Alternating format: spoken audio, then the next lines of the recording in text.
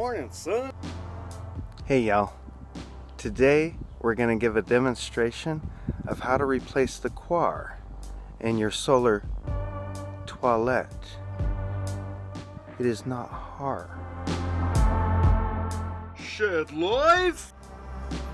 There's the battery I'm using. There's the controller. There's the potty.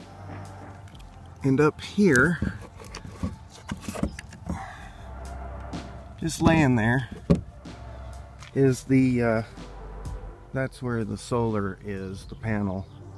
And as you can see, I forgot to fix this. We're keeping it real shed life here.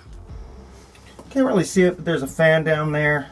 That fan is necessary for the compost. We're going to detach the head right here. This is Coir, and it goes in hard.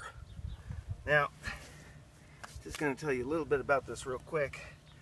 Take this Coir, which is coconut fibers. They're very, very absorptive.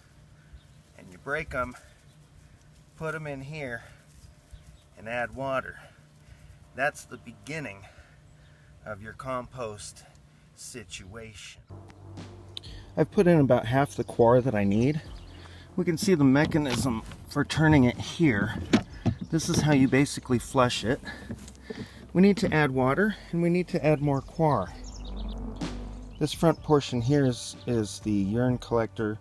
We've already emptied that out. What you'll want to do is definitely put in a little bit of white vinegar to keep the odor down. The odor from the back of the toilet, surprisingly, there isn't really any odor except that of dirt. And here we see, lying here is just the head. It contains the vent mechanism. You can see the fan. See in here the fan is still going.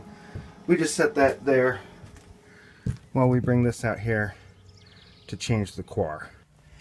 What you do then is you got to add a certain amount of water. I've put some of the Coir in here, about half.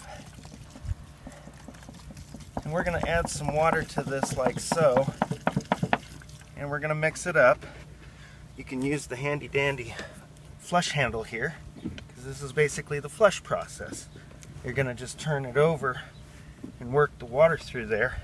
It's going to absorb a lot of that water, and that's going to help in your composting. If you get too much water, you just add more Coir. The Coir is on fire. This is a valuable tool. It's called a trowel. You can call it whatever you want. It's a little garden instrument. I got to use it to break up the Coir, because the Coir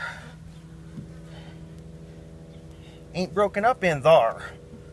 And then we're going to add some more waters, and we're just going to keep doing this until we can turn this handle like I can now. But I think we need more Coir and more water. How y'all doing? I've added a gallon of water. I'm adding a little bit more. I'm going to have to add more Coir and more water. And what you're going to find you do as you turn this, it's going to pile up on the sides here, and those parts are going to be dry. You really want to get the water spread throughout here. And so you take your gardening trowel, and you're basically working with sort of soil here. Don't worry,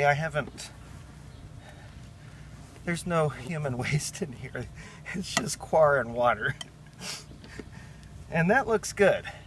And that's the consistency about that I want, but I need more of it. But I'll show this to you.